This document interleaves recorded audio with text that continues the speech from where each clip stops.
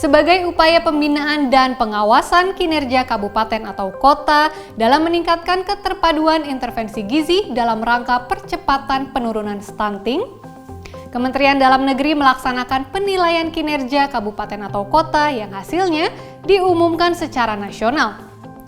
Dalam meningkatkan kinerja terkait penanganan stunting, maka dibuatlah petunjuk teknis yang diharapkan dapat menjadi ajang pembelajaran dan daya saing yang dapat memotivasi. Seperti apa pelaksanaan penilaian kinerja yang dimaksud? Berikut selengkapnya.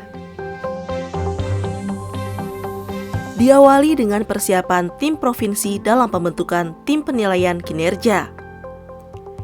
Tahapan selanjutnya yakni rapat persiapan tim penilaian kinerja. Adapun alur dari penilaian kinerja ialah sebagai berikut. Penilaian kinerja pelaksanaan intervensi penurunan stunting terintegrasi merupakan proses penilaian kemajuan kinerja kabupaten kota dalam melakukan upaya untuk memperbaiki konvergensi intervensi gizi spesifik dan sensitif. Adapun tujuan penilaian kinerja ialah memberikan informasi, diantaranya aspek kinerja yang sudah baik atau yang perlu ditingkatkan dari setiap kabupaten kota, perbandingan kinerja kabupaten kota dalam wilayah provinsi, pembelajaran untuk meningkatkan kualitas dan hasil pelaksanaan 8 aksi konvergensi integrasi.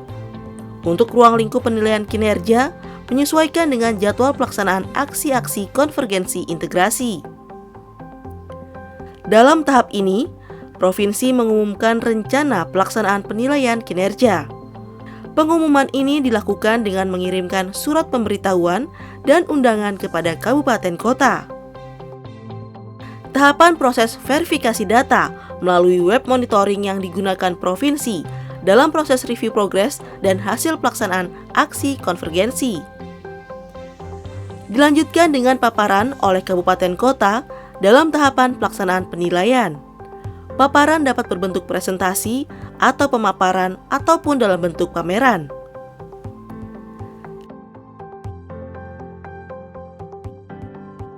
Tim panelis menyepakati nilai untuk masing-masing indikator dan selanjutnya memasukkan ke dalam matriks atau tabel kinerja kabupaten kota.